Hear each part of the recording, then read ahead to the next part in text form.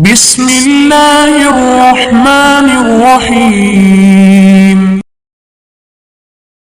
اگر آپ ایسا سمجھیں کہ جو دعائیں آپ صلی اللہ علیہ وسلم نے فرضوں میں پڑھیں، نفلوں میں پڑھیں، آپ صلی اللہ علیہ وسلم کی تعلیم ہے، صحابہ کرام رضوان اللہ علیہ مجمعین نے ہمارے تک پہنچائیں، پھر آگے سلسلہ چلتا آیا، صحابہ کے بعد تابعی، تبع تابعین، ائمہ کرام، اولیاء کرام، آگے چلتا ہے ہمارے تک یہ دین پہنچا۔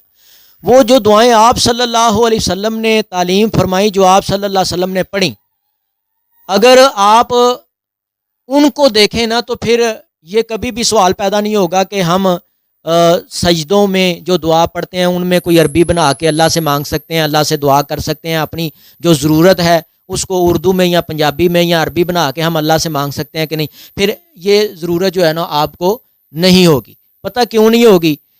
جو دعائیں آپ صلی اللہ علیہ وسلم سے ثابت ہیں نا، ان دعاؤں میں دنیا کی ہر وہ ضرورت جو ہے موجود ہے، ہر وہ ضرورت جو ہے اس میں ہے۔ بندہ جب دیکھتا ہے نا، اگر ایک دعا میں آپ کی ضرورت کے مطابق بات نہیں ہے، دوسری دیکھ لیں، دوسری میں نہیں ہے، تیسری دیکھ لیں۔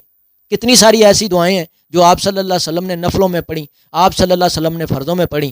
تو پیارے بھائی، جو آپ صلی اللہ علیہ وسلم کی سنت ہے، جو آپ صلی اللہ علیہ وسلم نے تعلیم فرمائی ہے، وہی ہمیں پڑھنا چاہیے، کیونکہ آپ صلی اللہ علیہ وسلم کی حدیث ہے علیکم بسنتی و سنت الخلفاء الراشدین المہدیین، علیکم بسنتی، میری سنت جو ہے تمہارے اوپر لازم ہے۔ پھر قرآن مجید کی بھی ایک آیت ہے اطیعوا اللہ والرسول لعلکم ترحمون، اللہ اور اس کے رسول کی فرما برداری کرو تاکہ تمہاری زندگیوں پہ رحم کیا جائے۔ تو ہمیں وہ بات جو ہے جو رسول اللہ صلی اللہ علیہ وسلم سے ملی، اسی کے اوپر عمل کرنا چاہیے۔ پیارے بھائی، آپ کے سوال کا جواب یہ ہے کہ آپ اپنی مرضی سے سجدوں میں عربی بنا کے یا پنجابی یا اردو میں دعا نہیں مانگ سکتے، ٹھیک ہے؟ آپ کی ضرورت تو پہلے ہی اللہ کے نبی صلی اللہ علیہ وسلم نے ان دعاؤں کو تعلیم فرما کے پوری کر دی گئی ہے۔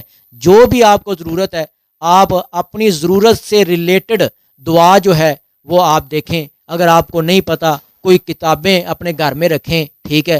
اگر کتابیں نہیں رکھ سکتے تو مسجد میں جائیں، ٹھیک ہے؟ آپ وہ سوال جو ہے عالموں سے کریں، قاریوں سے کریں، حافظوں سے کریں، آپ کو کوئی نہ کوئی دعا جو ہے نا وہ آپ نکال کے دیں گے، تو آپ وہ دعا پڑھیں جو آپ صلی اللہ علیہ وسلم کی تعلیم کردہ دعا ہے۔ صدق اللہ العظیم۔